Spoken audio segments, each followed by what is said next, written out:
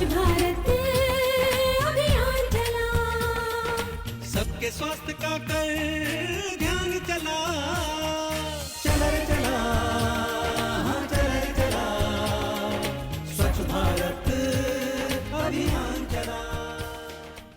नमस्कार, बहुत बहुत स्वागत है आप सभी का कार्यक्रम स्वच्छ भारत में। इस कार्यक्रम में आपके साथ मैं हूँ तपस्या।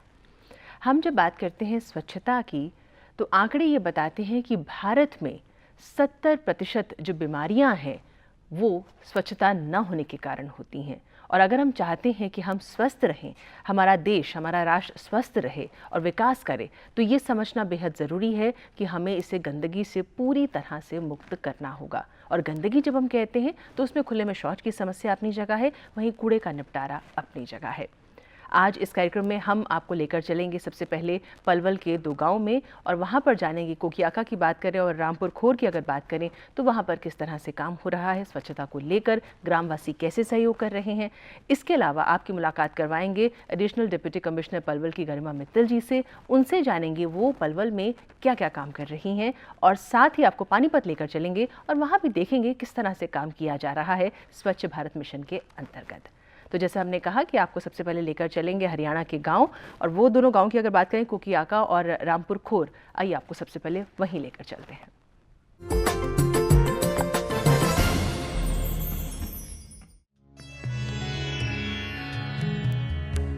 अपने देश में कुछ ऐसे भी राज्य हैं जो एक तरफ दिन दूनी रात चौगुनी तरक्की कर रहे हैं तो दूसरी ओर साफ सफाई के क्षेत्र में भी मिसाल कायम करने की कोशिश कर रहे हैं।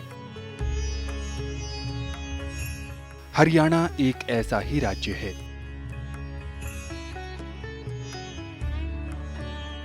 यहाँ का पलवल जिला स्वच्छता के नजरिए से सफलता की गाथा बयां कर रहा है।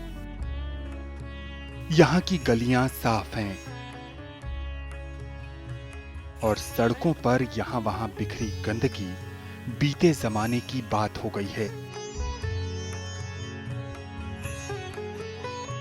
इन मोहल्लों को देखकर ऐसा लगता है कि यहाँ रहने वाले लोगों में साफ सफाई के प्रति पूरी जागरूकता है। इस जागृति को लाने में प्रशासन की मुस्तैदी सराहनीय है।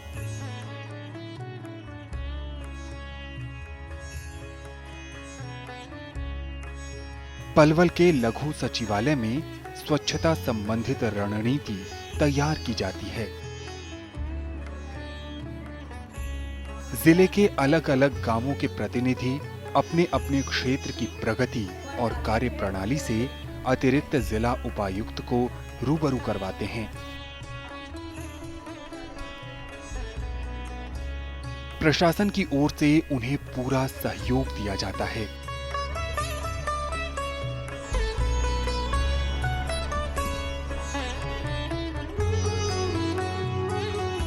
यहाँ के आंगनबाड़ी केंद्र की स्थिति भी शानदार है। यहाँ भी समय समय पर जागरूकता कार्यक्रम का आयोजन किया जाता है। आंगनबाड़ी केंद्र के कार्यकर्ताओं और आसपास के लोगों को यहाँ स्वच्छता की न सिर्फ अहमियत बताई जाती है, साथ ही सरकार से मिलने वाली सुविधाओं को भी इन तक पहुँचाने के उपाय बताए जाते हैं।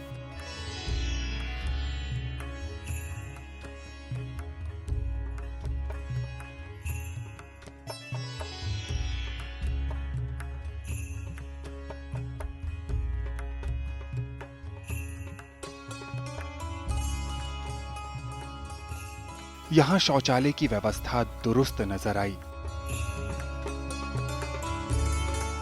यहाँ आने वाले लोगों को शौच के लिए बाहर जाने की आवश्यकता नहीं पड़ती है। शौचालय की साफ सफाई कायम रखने के लिए प्रशासन की ओर से इन्हें जागरूक भी किया जाता है। किसी भी तरह की परेशानी को ये खुलकर इनसे चर्चा करते हैं। यही कारण है कि यहाँ का माहौल बेहतर बना हुआ है। पिछले कुछ वर्षों में यहाँ की स्थिति में सुखद बदलाव देखने को मिला है।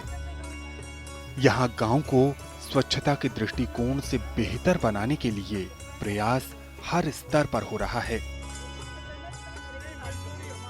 बच्चों को भी इस मुहिम का हिस्सा बनाया गया है।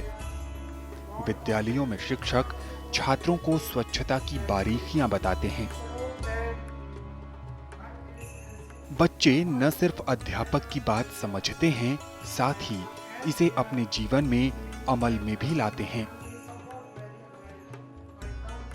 बच्चों का ये प्रयास बेहद खास इसलिए भी है क्योंकि यही छात्र अपने आसपास के लोगों को भी जागरूक करते हैं, जिसका लाभ व्यापक स्तर पर होता है। यहाँ सार्वजनिक स्थानों की स्वच्छता का भी विशेष ध्यान रखा जा रहा है। बच्चे तो स्वच्छता दूत की भूमिका निभा ही रहे हैं, साथ ही प्रशासन की कोशिशें भी सकारात्मक परिणाम हासिल करने में मदद दिला रही हैं।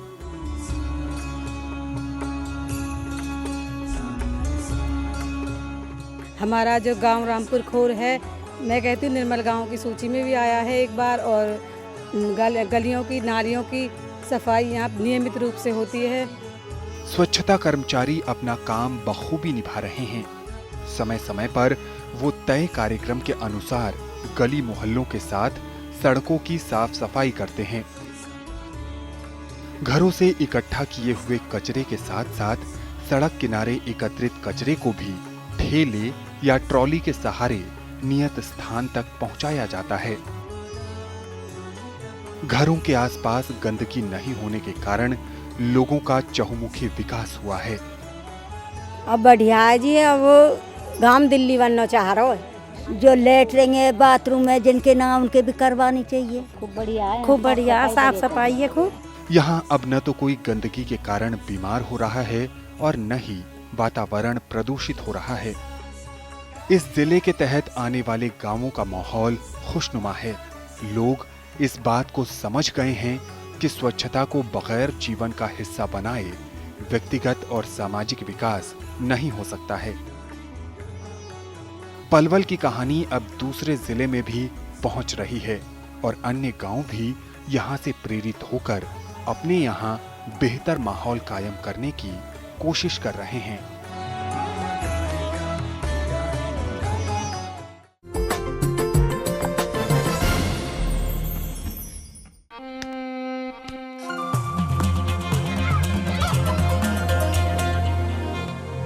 रुको, सच्ची? खुले में शौच करने से खेल ही नहीं, सेहत भी खराब होती है। इन्हीं गंदे हाथों से जब हम खाना खाते हैं तो फैलता है डायरिया, जो हमें बीमार और कमजोर बना देता है। शौच के लिए शौचालय का ही उपयोग करें, बीमारियों को करें क्लीन। स्वच्छ भारत मिशन, एक कदम स्वच्छता की ओर। तो देखा हमने कोकियाका और रामपुर खोर में लोग जागरूक हो रहे हैं, सतर्क हो रहे हैं, साफ सफाई के महत्व को समझ ही नहीं रहे, अपनी भागीदारी भी कर रहे हैं उसमें। और ये सही बात है कि अगर हम कहते हैं हमें पूरे भारत को गंदगी से मुक्त करना है तो देश के हर कोने, हर हिस्से को पूर्णतः स्वच्छ करना होगा। और अब कार्यक्रम में बातचीत करने के लिए हमने आमंत्रित किया है पलवल की एडिशनल डिप्टी कमिश्नर डॉक्टर गरिमा मित्तल जी को। आइए उनका स्वागत करते हैं। मैम, बहुत बहुत स्वागत है आपका कार्यक्रम में सबसे पहले। और हम बातचीत का क्रम शुरू करें तो पलवल में आप 1 साल से हैं और काम कर रही हैं स्वच्छता को लेकर, इनफैक्ट बहुत काम कर रही हैं। थोड़ा सा बताएं कहाँ से कैसे शुरुआत की आपने? एडिशनल डिप्टी कमिश्नर, काफ़ी सारी रूरल डेवलपमेंट की स्कीम्स मैं देखती हूँ और हमेशा मुझे लगता है कि गाँव में, क्योंकि डॉक्टर भी रह चुकी हूँ, तो मैंने देखा है कि बहुत सी बीमारियों का जो जड़ होती है वो है गंदगी। शायद लोगों को पता नहीं होता या इस पर इन्फोसिस नहीं होता। जब भी मैं गांव पर गई हूँ और मेरे पास क्योंकि ये स्कीम है तो मैं बहुत कुछ कर सकती हूँ। इस पे हमें सबसे पहले तो शौचालय बनाने का और उसके बाद उनके इस्तेमाल ज़रूर होना चाहिए, इस्तेमाल उसके ऊपर फोकस किया है जी।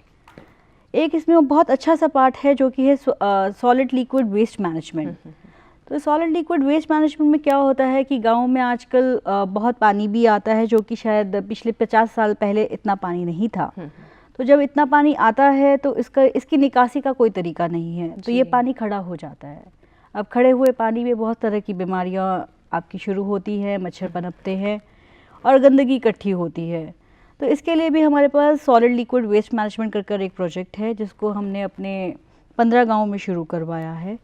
और मैं उम्मीद करती हूँ इसके बाद जो है हमारी गंदगी और पानी दोनों की निकासी बहुत अच्छी तरह से होगी। बहुत सुंदर। हमने देखा गरिमा जी जैसे कि वहाँ जाती हैं गांव में, महिलाओं से मिलती हैं और अलग अलग क्षेत्रों में वहाँ की समस्याएं जानती हैं, तो क्या लगता है आपको कि ये तो हम बहुत बार कहते हैं कि माइंडसेट की प्रॉब्लम है, लेकिन ये भी देखा गया कि शौचालय उपलब्ध ही नहीं है, उनका कंस्ट्रक्शन ही नहीं हुआ है, तो आपने अपने क्षेत्र में क्या देखा? मैं जैसे ही इस जिले में आई मैंने इसका बेसलाइन सर्वे निकाला और मैंने देखा कि यहाँ पर कुछ 18,000 जो टॉयलेट्स हैं वो हमें इस साल में बनाने हैं। ओके। तो हमने इसको अपना टारगेट बनाया, उसके बाद मंथली टारगेट रखा और अपने हमारे ब्लॉक लेवल के कोऑर्डिनेटर्स होते हैं उनको हमने कहा कि देखिए आपने पहले तो मैसेज पहुंचाना है, right, it has to come from the community. जो सोसाइटी है वो अपने आप उसकी भागीदारी समझे, उसकी ओनरशिप समझे। बिल्कुल। जो बहुत बड़े गांव हैं वहाँ पर कुछ बने, जी। इससे क्या होगा कि एक बड़े गांव में निडस बनेगा, एक शुरुआत होगी, और छोटे गांव है जहाँ पर आज तक कुछ ये मैसेज नहीं गया वहाँ शुरुआत होगी। तो जो बाकी लोग उस बेसलाइन सर्वे में हैं वो समझेंगे कि अगर उनके यहाँ पर ये हो रहा है तो हमें भी इसमें बिल्कुल अपनी भागीदारी रखनी है। जी। इसमें हम 12,000 रुपये की राशि देते हैं। अच्छा। तो अगर आपके पड़ोसी को 12,000 की राशि मिलती है और आपका नाम भी बेसलाइन सर्वे में है तो मुझे लगता है ये बहुत बड़ा मोटिवेशन है कि आप भी अपना टॉयलेट बनाने की कोशिश करेंगे और शुरुआत करेंगे। गरिमा जी, हमने देखा है कि एक समस्या तो ये है कि टॉयलेट्स बने नहीं हुए, दूसरी समस्या ये है कि आपकी मानसिकता वैसी नहीं, आप उसके महत्व को नहीं समझ पाते कि शौचालय का इस्तेमाल होना चाहिए, और तीसरी समस्या फिर ये आती है कि उसका रखरखाव जो है वो लोग नहीं कर पाते हैं। शुरू में आपने चाव में जाना शुरू कर दिया, लेकिन 2-4 महीने बाद मेंटेनेंस उसका नहीं है, वहाँ भी बदबू आने लगी या समस्या इस तरह की होने लगी तो फिर इस्तेमाल बंद हो गया। तो मॉनिटरिंग की जब हम बात करते हैं तो उसके लिए भी कुछ आपने टीम्स बनाई हैं, कुछ आप प्रयास करते हैं नियमित? देखिए हमारे फील्ड लेवल पर मोटिवेटर्स होते हैं। अच्छा। जो कि लोगों को मोटिवेट करते हैं आप टॉयलेट बनाएं, और उससे ज़्यादा है कि आप उन्हें यूज़ करें। बिल्कुल। तो अनलेस एंड अनटिल ये यूज़ नहीं होंगे इसका बनाने का कोई फ़ायदा नहीं। जी। जब मैं खुद फील्ड में जाती हूँ तो मैं कोशिश करती हूँ कि मैं कम से कम उस गांव में 5 या 6 घरों में जाकर खुद देखूँ। आपको देखने से ही पता लग जाएगा, अगर आपको औचक निरीक्षण है तो आपको पता लग जाएगा कि हाँ जी यहाँ पर पानी डला हुआ है तो ये यूज़ हो रहे हैं, राइट। नहीं हो रहे हैं तो आपको पता लग जाएगा वहाँ घास फूस रखी हुई है। जी। और फिर आप जाएंगे पूछेंगे, एक अगर आपका मोटिवेटर भी जाएगा और पूछेगा तो उन्हें पता लगेगा कि हाँ इसकी मॉनिटरिंग हो रही है। बट मोर देन मॉनिटरिंग मैं हमेशा मानती हूँ कि जो चीज़ अंदर से आती है वो ज़्यादा इफेक्टिव होती है। बिल्कुल ठीक बात है। तो सिर्फ ऊपर से हम प्रेशर करें कि आपको ये करना है, उससे अच्छा है कि वो कन्विंस हो जाए कि हमें ये करना है। जी। गरिमा जी, ये बहुत अच्छी बात आपने कही कि ऊपर से मॉनिटरिंग करके फोर्सफुली करवा के वो बात नहीं बनती, जितना कि अगर आपके अंतर मन से आवाज़ आती है और आप ये स्वच्छता के महत्व को समझ लेते हैं कि अपने स्वास्थ्य के लिए कितना ज़रूरी, तो ज़्यादा बेहतर है। और फिर जब महिलाओं की बात आती है तो उनकी गरिमा, उनके सम्मान की बात भी यहाँ जुड़ जाती है शौचालयों को लेकर। तो इसके लिए अगर उनको अंदर से चेताना है, चेतना जगानी है, उसके लिए जैसे नुक्कड़ नाटक हुए, कुछ मोटिवेशनल प्रोग्राम्स हुए, ऐसा भी कुछ आप लोग ऑर्गेनाइज करते हैं? अच्छा, इसमें मैं आपसे एक क्वेश्चन पूछूंगी। अगर आपको अपनी कोई आदत बदलनी है तो आप क्या करेंगे? आपको कोई ना कोई रोज बताए, आपको कोई रिमाइंड करवाए, हाँ। आप भूल जाओ तो कोई बताए। बिल्कुल। इसी के लिए हमने कुछ चीज़ें करी हैं, क्योंकि मेरा काफ़ी साइकोलॉजी में भी इंटरेस्ट रहता है, तो मैं अपने आप से पूछती हूँ कि मैं ऐसा क्या मोटिवेशनल प्रोग्राम करूँ कि वो जो बच्चा है या जो वो लेडी है उसके अंदर से ही आवाज़ आए कि नहीं जी ये करना है। देखिए, एक बच्चे के लिए अगर 1 साल तक उसके पास कोई मैसेज रहना है तो शायद वो एक नेम स्लिप है। वो अपनी कॉपी के कवर के ऊपर अपना नाम लिखता है और उसके ऊपर जो लिखा हुआ उसके साथ 1 साल रहता है, जब तक कि वो अगली क्लास में नहीं जाता जी। तो हमने अपने स्कूल्स के हर बच्चे के लिए 10 स्लिप छिपवाई हैं। उस पर लिखा है, मैं देश का सिपाही हूँ, स्वच्छता का दूत हूँ, ना मैं गंदगी करूँगा ना करने दूंगा। क्या बात है। तो रोज प्रतिदिन जब भी वो अपनी किताब देखेगा तो कहीं ना कहीं बैक ऑफ द माइंड में उसको ये रिमाइंड होगा जी कि देखिए सफाई जो है इम्पोर्टेंट है, और बाकी बच्चे मोटिवेटेड होंगे, सारे बच्चों के उस पर है, तो ऑब्वियसली टॉपिक ऑफ डिस्कशन भी होगा कि ये क्यों लिखा है, क्या है। तो जब एक डिबेट शुरू होती है, कोई खुद सोचना शुरू करता है जी, वहाँ से बिहेवियर चेंज शुरू होता है। बिल्कुल। दूसरी बात, जैसे आपने कहा कि लेडीज़ की सम्मान की बात है, कैसे उसको यूटिलाइजेशन होगा इस टॉयलेट का। देखिए, हमारे यहाँ पर बहुत अच्छी स्कीम है, जो कि बहुत अच्छी स्कीम बनाई गई थी आंगनवाड़ी वर्कर्स की। उसी गांव की या तो वो बेटी होती है या फिर वो बहू होती है। क्योंकि वो बहू और बेटी होती है तो ऑब्वियसली सोसाइटी में वो बहुत जुड़ी होती है जी। तो जब भी वो किसी के साथ 4 लोगों के बीच में बैठती है तो वो एक सम्मानित महिला होती है उस गाँव की, और वो जो बोलती है उसको बहुत ही वैल्यू दी जाती है। बिल्कुल। तो मैंने अभी आंगनवाड़ी वर्कर्स की ब्लॉक वाइज ट्रेनिंग करवाई थी, और मैंने उनसे रिक्वेस्ट किया था कि 1 दिन की ट्रेनिंग है, बट मैं चाहती हूँ कि आप 4 मैसेजेस अपने साथ ले जाएं। और ये जो 4 मैसेजेस आप लेकर जाएं, जब भी आप गाँव में 4-5 औरतों के बीच में बैठे, आप इसे ज़रूर दोहराएं। आप बहुत बातें करते होंगे, बट अगर आप ये बात ले आते हैं, कहीं ना कहीं ये एक सम्मान की, आप सम्मानित महिला हैं, तो ये लोग जो हैं उस बात को अपनी जीवन शैली में उतारना चाहेंगे। अब थोड़ा सा हम ये अगर समझना चाहें पलवल के आंकड़ों की दृष्टि से, डेटा की अगर बात करें, आप महेंद्रगढ़ में भी रही हैं, फरीदाबाद में भी रही हैं, तो थोड़ा सा अगर पलवल के बारे में सबसे पहले जानना चाहें तो गरिमा जी, यहाँ पर क्या आंकड़े क्या कहते हैं? आंकड़ों की दृष्टि से देखा जाए तो पलवल में अभी हमने 1800 टॉयलेट्स की पेमेंट कर दी है, जो कि 12,000 रुपये है जी। इसके अलावा हमारे टॉयलेट्स फील्ड में बहुत बने हुए हैं और हमारे पास 2.5 करोड़ की राशि भी आ गई है, तो अब हम और भी पेमेंट्स करेंगे। इसके अलावा जैसे मैंने आपको बताया कि सॉलिड लिक्विड वेस्ट मैनेजमेंट का भी हमारे पास पैसा है जी। हमने 15 गाँवों में ये काम शुरू कर दिया है और अभी हम जो है सॉलिड पर जो है हमने शुरुआत कर दी है। तो मुझे उम्मीद है कि अगले 2-3 महीने में हम अपने सॉलिड वाले कंपोनेंट को फंक्शनल कर देंगे, जिसका मतलब ये है कि वहाँ पर एक ट्रॉली जाएगी और उसके अंदर हर घर से कूड़ा इकट्ठा होगा, फिर एक शेड में जाएगा जिसकी कंस्ट्रक्शन अभी चल रही है, उसको अलग अलग तरीके से कि क्या बायोडिग्रेडेबल है, क्या नहीं है, क्या कबाड़ी खरीदेगा, क्या नहीं खरीदेगा, उस तरह से उसे अलग किया जाएगा और उसको फिर यूटिलाइज़ किया जाएगा। लोगों की मानसिकता है उसमें ये विडंबना है अपने आप में कि बड़ी गाड़ी घर के बाहर खड़ी हो वो ज़रूरत लगती है, लेकिन शौचालय घर में हो वो ज़रूरत नहीं लगती है, और अगर है भी तो नहीं, आदत वही है, चूँकि जैसे शुरू में आपने कहा परंपरा की बात, तो जाएंगे वहीं।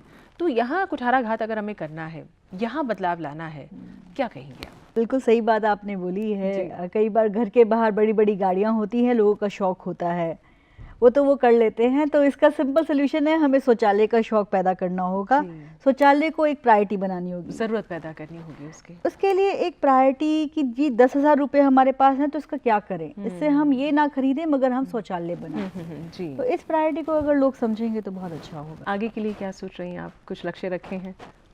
देखिए मैंने प्रभात फेरी पे बहुत फोकस देना है आगे, और मैंने एक किट भी बनाई है। अच्छा। इस किट के अंदर बेसिक जो भी आपकी सैनिटेशन की चीज़ें होती हैं, आपके नेल कटर्स होते हैं, आपके टूथब्रश टूथपेस्ट होता है, और इसके अलावा हैंड टॉवल होता है। इस तरह के हमने कई चीज़ों को इकट्ठा किया है और स्वच्छ भारत मिशन की तरफ से हम इसे स्कूल्स में देंगे।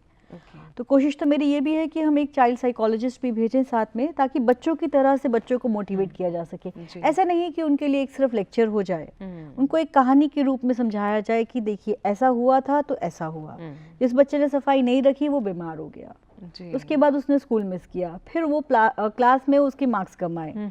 तो वो बच्चों की साइकोलॉजी के अनुसार हम एक प्लान कर रहे हैं, अभी ये पाइपलाइन में ही हम बनाने की उसमें हैं। तो मुझे लगता है ये बहुत अच्छा रहेगा कि बच्चों को बच्चों की भाषा बहुत अच्छी से समझ में आती है। डॉक्टर गरिमा, चलते चलते आप हमारे दर्शकों से, और जो अगर आशा बहनें हैं, आंगनबाड़ी के जो कार्यकर्ता हैं, बहुत लोग इस समय आपको देख रहे हैं, कुछ कहना चाहेंगे कि अपने क्षेत्र में वो कैसे काम को गति दे सकते हैं? मैं सबसे पहली बात तो आंगनबाड़ी और आशा वर्कर से यही कहूँगी कि आप अपनी पोटेंशियल समझिए। आप वो लोग हैं जो कि हमारे ग्रास रूट लेवल वर्कर्स हैं, आपके अंदर बहुत पावर है। अगर आप ये मैसेज देंगे तो मेरे ख्याल से हम बहुत जल्दी गांव-गांव तक पहुंच सकते हैं। आप चाहे 4 बातें ही, बस 4 बातें गांठ मार लें और वो 4 बातें ही आप बोलें और हर बार बोलें, कोई दिक्कत नहीं है, मगर वो अगर मैसेज चला गया हमारे गांव में, इससे अच्छी चीज़ नहीं हो सकती। अगर आपने इनको कन्विंस कर दिया कि जी समय बदल गया, आप नहीं बदल रहे समय के साथ, आपके बच्चे क्या कहेंगे कि मम्मी पापा ने हमें ये नहीं सिखाया। आपके पास बहुत तरीके कन्विंस करने के, तो आपको अपनी पोटेंशियल समझनी है और गाँव आप ही का है जी। तो मैं चाहती हूँ कि आप एज अ कम्युनिटी, आप अपनी कम्युनिटी को ओनरशिप करें, आप उसको माने कि ये हमारी सोसाइटी है, हम इसके अंदर काम करना चाहते हैं, और वो जो मोटिवेशन आएगा उसके जो रिजल्ट्स होंगे वो स्पेक्टेकुलर होंगे। क्या बात है। तो इसी नोट पे डॉक्टर गरिमा मित्तल जी, बहुत बहुत धन्यवाद आपका, आप कार्यक्रम में आई, अपने क्षेत्र के बारे में आपने बताया और कि आम जनमानस किस तरह प्रेरित हो सकते हैं, ये भी आपने हम लोगों को कुछ बातें बताई। बहुत बहुत धन्यवाद आपका। Thank you. तो ये हमारी बातचीत रही डॉक्टर गरिमा मित्तल से, और उनसे हमने जाना किस तरह से अगर बात की जाए कि अगर आपके मन में जोश है, जज्बा है, तो कोई चीज़ आपको रोक नहीं सकती है। और हम बहुत बार ये भी देखते हैं दोस्तों कि ये कहा जाता है कि ये तो सरकारी कार्यक्रम है, इसमें हमें क्या करना है। लेकिन यही पूरे भारतवर्ष में अकेला ऐसा कार्यक्रम है, ऐसा मिशन है, ऐसा आंदोलन है जिसमें पूरा दारोमदार आपके ऊपर है, क्योंकि आपको अपनी सोच बदलनी है, आपको अपनी आदतें बदलनी है, आपको अपना आचरण, अपना व्यवहार बदलना है। तो स्वच्छता की जब हम बात करते हैं तो सारी चीज़ें आप पर निर्भर करती हैं कि आप कितने जागरूक हैं और अपने क्षेत्र में कितना काम करना चाह रहे हैं। फिलहाल हम ये करना चाह रहे हैं कि आपको लेकर चलते हैं पानीपत, और वहाँ पर लोग जागरूक हो रहे हैं, काम हो रहा है, आप खुद देख सकते हैं।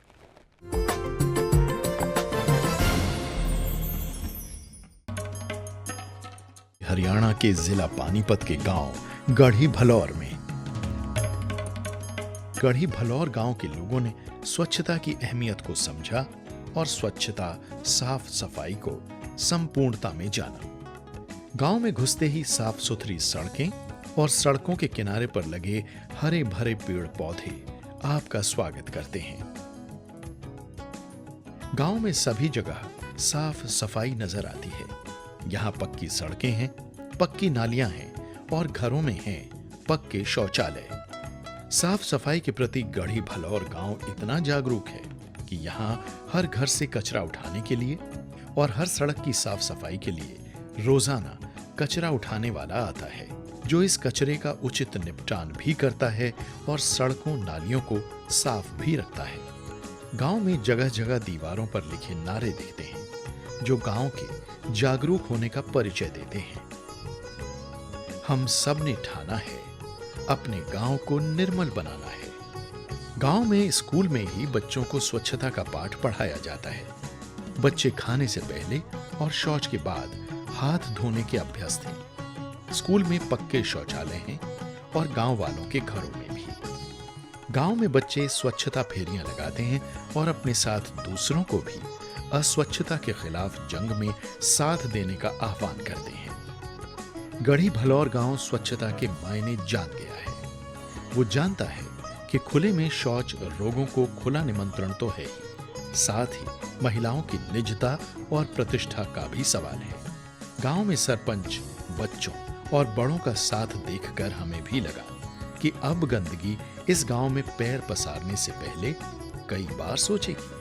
इन गांवों में लोग स्वच्छता से जुड़े हर पहलू को समझते हैं और अपनी बात सभी तक पहुंचाने के लिए संचार के सभी साधनों, चाहे गीत हो या नुक्कड़ नाटक, सभी को अपनाकर अपनी बात निरंतर सब तक पहुंचाते रहते हैं। हाँ, बदल रहे हैं गांव, बदल रहा है देश, लेकिन क्या आप इस बदलाव का हिस्सा हैं? जुड़िए इस स्वच्छता आंदोलन से। ना कीजिए खुले में शौच को, अपनाइए स्वच्छता को आज और अभी से, कल शायद देर हो जाए।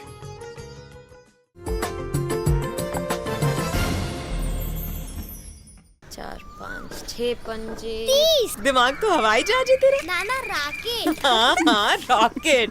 राकेट जी कहाँ? अम्मा खेत में आई है। जा रख ले। मुन्नी बीमार जो होने वाली है। बीमार?